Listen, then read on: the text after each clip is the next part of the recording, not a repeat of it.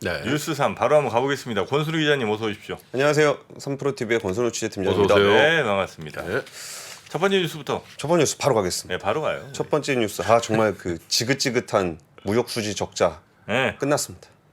끝난 거예요. 16개월 만에 흑자 전환에 네, 성공했습니다. 성공했다? 네. 예, 뭐 물론 다시 돌아가길 바라시네요. 아니요, 그럴 리는 없죠. 그런 얘기 하지 않기로 했잖아. 네. 뉴스만 눌러서. 그러니까 무역 수지가 이제 흑자로 돌아설 거다라고 생각은 했었는데 네. 와 이게 진짜 무역 수지 적자가 16개월이나 이어질 거라고 생각하지는 못했었던 것 같아요. 그렇죠. 그 1일에 발표한 그 엊그제 발표한 6월 수출입 동향을 보니까 지난달 수출이 542억 4천만 달러, 수입은 531억 1천만 달러로 무역 수지가 11억 3천만 달러 흑자를 기록을 했습니다. 네. 6월 수출은 전년 동기 대비해서 6% 감소를 했고요. 근데 반도체 업황이 좀 회복에 좀 지연되고 있는 것이 영향을 미쳤습니다. 물론 전년 동기 대비해서 6% 감소하긴 했는데 작년 6월 수출이 역대 최고였죠. 최고였어요. 그러니까 그거 감안하면 선방했다는 거예요. 작년 6월이 사상 최고였거든요. 예. 네, 그러니까 그래서 그 이전에 한번 수지 같이 보시면은 네. 정말 이 빨간 시간이었습니다. 여기서 처음에 여기 돌아설 때만 하더라도 이러다 말겠지 그랬는데 잠깐 그러다 말겠지 했는데 점점점 커지고 그래서 여기서부터 거의 한 요쯤 오면은 돌아설 줄 알았는데 그것도 안 돌아서서 이제 6월 근데 달 우리 들어서 주가 차트하고 비슷한 것 같아. 근데 이거 있잖아요. 네. 그 수출 좋을 때 코스피 안 좋은 적 없다. 그러니까 이게 무역 수지 흑자에 대한 네. 그 사람들의 기대가 되게 높아져 있는 상황이에요. 저도 그렇잖아요. 주가 차트가 거의 비슷하지 않아요? 네, 주말 사이에 그러니까 이게 네. 주말에 나왔잖아요. 네. 그러니까 이게 저 아는 분들 사이에서 이제 갑자기 술렁술렁하더라고요. 야 월요일 장 좀 괜찮은 거 아니야? 이런 얘기들도 좀 했었고요.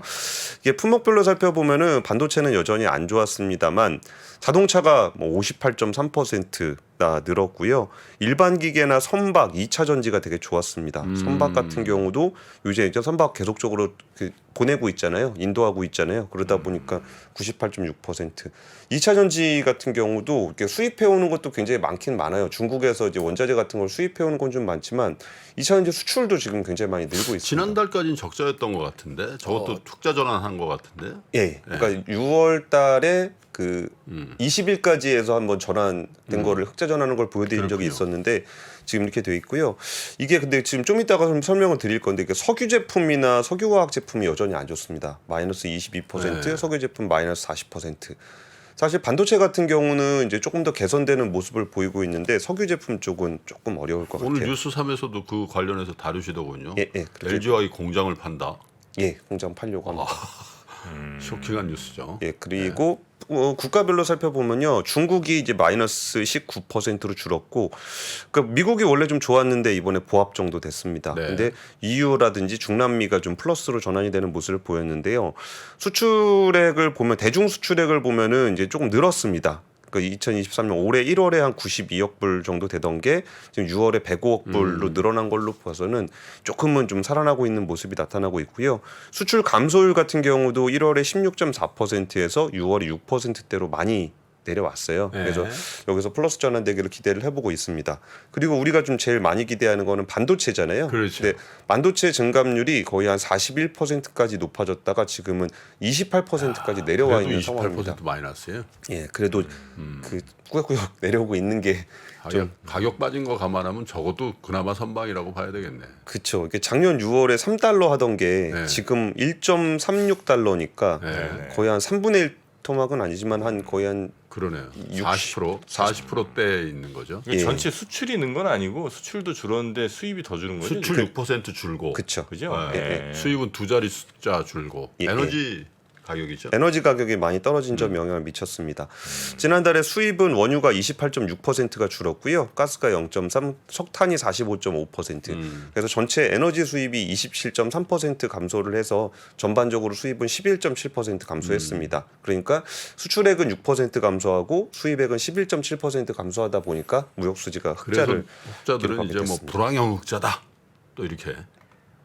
불황형 흑자 이럴 때 쓰는 표현은 아닌 것 같아요. 불황형 흑자 같은 경우는 이게 이게 우리가 기름 수요가 줄어서 그런 건 아니잖아요. 기름 가격이 떨어진 거니까 불황의 흑자라고 보기엔 좀 어려운데 어쨌든 그 오랜 기간 동안 무역 적자를 기록한 적이 우리나라 거의 없었거든요. 네. 근데 진짜 이번에 물론 이게 7, 8월에 이제 하계 휴가들이 좀 되게 되면은 일평균 수출 금액이 좀 떨어질 가능성이 좀 있어요. 휴가 시즌이 우리나라 제조업 같은 경우는 휴가 시즌이 대부분 비슷하잖아요. 7월 말 8월 초 이때 다 같이 쉬는 경우가 좀 많은데 그러다 보니까 조금 주춤할 수 있지만 이후에는 흑자 기조가 이어질 거다라는 게 이제 예. 산업부의 전망입니다. 네. 어쨌든 저 흑자가 계속돼서 흑자 폭도 좀 늘어나고 그래야죠. 수출 마이너스도 다음 달 다다음 달 가면서 네. 다시 플러스 전환 좀 됐으면 좋겠네요. 근데 이거요. 이게 조금 주식 투자 하시는 분들은 이거 세부 품목들 한번 보시면 좋을 것 같아요. 이게 반도체가 워낙 규모가 크다 보니까 여기서 마이너스 되면 다른 것들이 다 묻히는 경향이 있거든요. 근데 좀 찾아보면은 뭐 제가 봤을 때 좀 특이했던 게 뭐 지게차 이런 거 있어요. 그런 거 수출 엄청 늘었거든요. 여기 아, 네네네. 인프라 코어 아니에요 그런 게 다? HD 네. 예, 그런 것들을 세부 품목별로 살펴보시면은 이게 전체에는 묻혀서 잘 안 보일 수도 있겠지만 그 품목별로는 수출이 굉장히 많이 늘어나고 있는 것들이 있어요. 그래서 그런 부분들을 좀 이렇게 그러니까. 살펴보시면 좋을 것 같습니다. 네. 2차 전지도 또 있잖아. 네. 오늘 왜 이렇게 흐뭇하세요? 아니 뭐 뜻대로 가니까요. 자, 두 번째 뉴스 한번 가볼까요? 두 번째 뉴스는요. 이것도 주말 사이에 나왔던 뉴스인데 그 PCE 지수가 나왔어요. 그 미국의 PC 소비 개인 소비 지출 가격 지수인데 전년 동기 대비 3.8% 전월보다 0.1% 올랐습니다. 근데 이거를 제가 숫자 자체를 말씀드리려고 그런 건 아니고 정말 미국은 이렇게 놀라운 지표들이 연이어 발표가 되고 있어요. 일단 GDP 1분기 GDP 1.1인 줄 알았는데 2 남아가지고 그거 좀 놀랐었잖아요.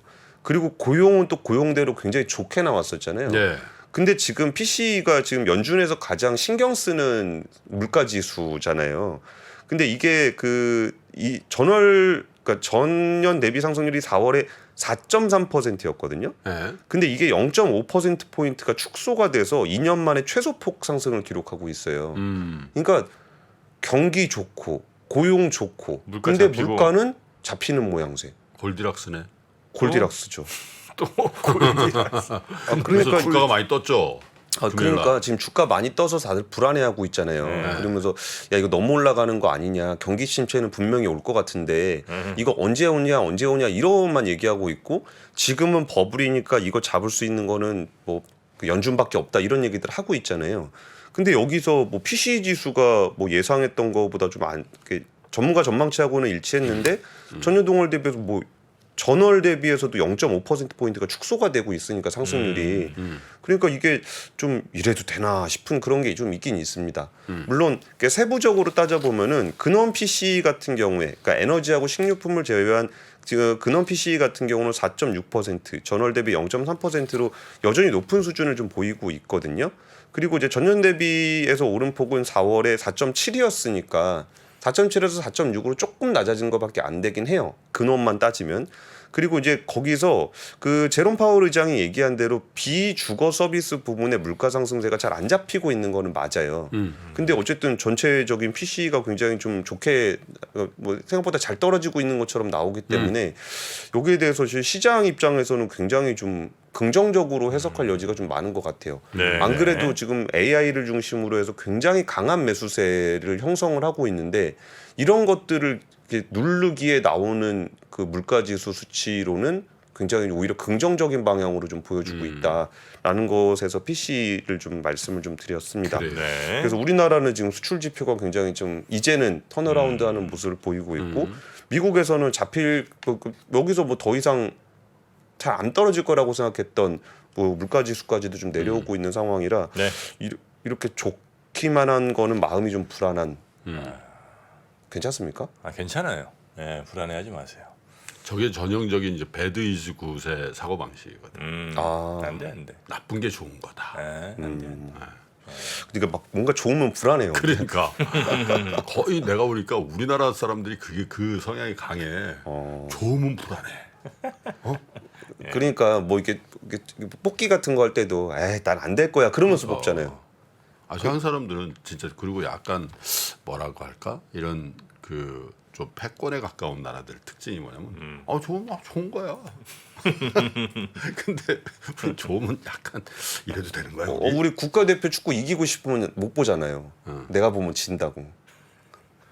자, 세 번째 뉴스 뭐죠? 네. 세 번째 뉴스는요. LG화학이 여수 NCC 투공장 매각에 착수했다라는 한국경제신문의 보도예요. 단독 보도니까 좀 더 확인이 필요할 것 같은데 사실 저도 이거 예전에 좀 취재를 하고 있었어요. 근데 NCC 이 공장 매각을 하고 싶어 하는 거는 맞아요. 예. 근데 이게 적정 가격에 팔릴지를 잘 모르겠어가지고 그래서 검토하고 있다라고 얘기하면서 가끔 부인도 하고 뭐 그러는데 근데 공장 매각을 검토하고 있는 것은 맞습니다. 그러니까 NCC 공장이 뭐냐면은 그 그러니까 석유 정유 쭉 하고 나면 납사가 나오잖아요. 나프타라고 나프타. 통상 얘기하죠. 네, 나프타가 나오면 그 나프타 쪼개가지고 네. 그거를 에틸렌이나 프로필렌 같은 화학 제품을 기초 소재로 만드는 그런 공장이에요. 근데 이 공장이 돈을 진짜 잘 벌었습니다 그동안. 그래서 NCC 공장 다니시는 분들 월급도 제일 많이 받고. 그럼요. 정말 좋은 공장이었는데 이게 지금 NCC2 공장이 사실은 지금 가동이 중단돼 있습니다. 네. 그 4월에 한 정비 목적으로 공장을 세운 다음에 정비 끝났는데 가동을 좀 안 하고 있는 상황이에요. 그 LG화학의 석유화학 공장 가동률은 2020년 92%에서 올해 1분기 77.4%로 낮아져 있는 상황이고요. 예. 그리고 이게 그 이유가 뭐냐라고 한다. 예전에 그 노국래 석유화학 사업본부장 명의로 임직원한테 편지를 보냈는데 이게 좀 한계 사업 같은 경우는 구조조정을 하겠다라는 메시지를 분명하게 했어요. 근데 이게 왜 이런 상황이 됐냐면은 그 중국이 이제 석유화학 부분에 증설을 많이 하고 있거든요. 근데 중국의 증설 때문에 우리나라 석유화학이 안 좋을 거다라는 얘기는 거의 10년 전부터 나온 얘기입니다. 그렇죠. 예, 근데 그럼에도 불구하고 지금까지 이렇게 되고 있었던 이유가 뭐냐면은 중국이 이쪽을 이렇게 증설을 하면은 앞에 단 뒤에 단이 수요 부족이 생겼어요. 공급 부족이 생겼어요. 네. 그럼 우리나라가 이거 하고 있었는데 중국이 이거 하면은 우리나라는 요거하고 해서 거기다가 또 붙여갖고 계속적으로 했거든요. 네. 근데 중국이 그 지금 석유화학을 어떤 식으로 하고 있냐면 수직 계열화를 통합으로 하고 있습니다. 그러면은 더 이상 우리가 석유화학으로 빠져나갈 구멍이 별로 없어지고 있는 게 현실이에요. 그러다 보니까 이제 NCC 사업 같은 경우도 이전에는 좀 뭐 그 천연가스로도 해보다가 뭐 이게 다양한 방식들을 썼었거든요. 근데 이제는 그게 쉽지 않을 거다라는 전망들이 나오고 있어요. 조금 암울하죠. 네. 누가 살 수 있나요? 근데 이제 LG가 파는 걸 누가 사? 그게 좀 고민이 되는. LG가 제일 잘하고 제일 큰 회사 아니야? 빈살만. 살만 형 와야죠. 저 애니콜님이 저렇게 썼네. 여수, 대산, 울산 설비는 말매의 눈물처럼 1달러에 팔릴지도 몰라. 근데 정프로님 뭐 알고 얘기하신 거죠? 빈살만. 뭐죠? S-오일에 팔자 그런 얘기가 좀 있어요. 아 진짜요? 야, 살만 형이 사줘야지. 살만이 동생 85년생. 아이 형이죠 형. 사주면요. 살만 형이. 근데 이거 그렇게 꼭 암울할 것만이 아닌 게 우리나라 석유화학 업체들은 이런 상황에 대해서 진작부터 다 알고 있었을 거 아니에요. 업황이 변환이 되고 뭐 중국이 어떤 정책을 펴고 있는지 다 알잖아요. 그래서 LG화학은 대표적으로 석유화학 쪽에서 메탈 소재 쪽으로 많이 전환을 하고 있는 회사입니다. 메탈 전환이라는 게 그 양극재 소재. 네네네. 이쪽에 다 메탈류잖아요. 뭐 그렇죠. 니켈, 코발트, 망간 이렇게 다 메탈류잖아요. 그래서 메탈류 소재 부분에 대해서 굉장히 좀 확대를 하고 있고 또 LG화학, 그러니까 화학업에서 좀 진화해서 갈 수 있는 게 제약이라든지 바이오라든지 실제로 이런 그거 쪽, 하고 있죠. 예, 그쪽으로 투자를 굉장히 강화를 하고 있어요. 네. 그래서 야 중국의 석유화학 따라잡혔으니까 우리나라 화학회사 망하겠다. 이게 아니에요. 오히려 이 부분의 경쟁이 좀 치열해지다 보니까 훨씬 더 스페셜티 화학 쪽에서도 어려운 쪽으로 가거나 아니면 2차 전지 소재 같은 걸로 가고 뭐 예를 들면 이거는 LG 화학만의 문제가 아니라 하나솔루션도 원래 화학 회사잖아요. 근데 지금은 대부분 태양광을 태양광이죠. 비롯한 에너지 회사로 네. 알고 계시고 포스코 퓨처엔 같은 경우도 원래 포스코 케미칼 화학 회사잖아요. 근데 그거를 지금 다들 2차 전지 소재로 알고 계신 거는 최근 수년 동안 우리나라 화학 회사들이 이런 분위기들을 알고 사업 전환을 계속 하고 있는 거예요. 그래서 이거는 단순히 중국한테 우리나라 화학 업체가 따라잡혔다라고 볼 거는 그냥 보시면 되는 거고 그러면 지금 우리가 투자했던 그 회사의 포트폴리오가 어떻게 변하고 있는지를 유심히 보시면은 예전에는 이제 화학이라 그러면 성숙산업이라 그래서 사이클 따라서 그냥 움직였잖아요. 네. 근데 그게 아니라 오히려 성장산업으로 기업 포트폴리오가 전환이 될 수가 있어요. 그래서 지금 화학회사를 바라보실 때는 지금 사이클을 보시는 것도 굉장히 중요하겠지만 펀더멘탈한 게 있으니까 여기에 이제 신성장 사업 어떻게 해가지고 이 성장 산업에서 경쟁력을 얼마나 확보하고 있는지를 보시는 게 더 좋을 것 같습니다. 네. 자, LG화학이 이제 우리 기업들이 참 보면 정말 열심히를 하는 거예요. 정말 빠르죠. 그게 그 타이밍 살짝 놓치면은 아유 따라잡. 그러니까 물론. 계속 뭔가 새로운 먹거리를 위해서 그게 사실 제일 큰 게 지금 큰 산업으로 보면 2차 전지 산업이잖아요. 그쵸. 네네. 그래서 LG그룹 저번에 같이 식사했는데 LG그룹 분들하고 식사를 한번 했거든. 권 팀장하고. 근데 이제 자꾸 하셨는데 구본무 회장께서 한 20여 년 전에 그죠? 어디를 갔다 오셔 미국 어디 갔다 오셔가지고 이거 해보라 그랬는데 아, 배터리. 계속 적자나니까 괜찮다고 그냥 하라고 그런 얘기를 들으니까 네, 야, 배터리 사업. 감동이더라고. 예. 그러니까 괜찮으니까 계속 거의 해보라고. 90년대 얘기입니다. 배터리 사업 관련해서. 그래서 LG화학이 이렇게 배터리를 그래서 그것도 이제 아마 그때는 LG화학을 안 시키고 조그만 회사를 시켰나 봐. 그러니까 좀 힘드니까 그럼 LG화학에서 하라고 이렇게 했다는 거예요. 그래서 그런 스토리가 많죠, 사실. 20년 전에.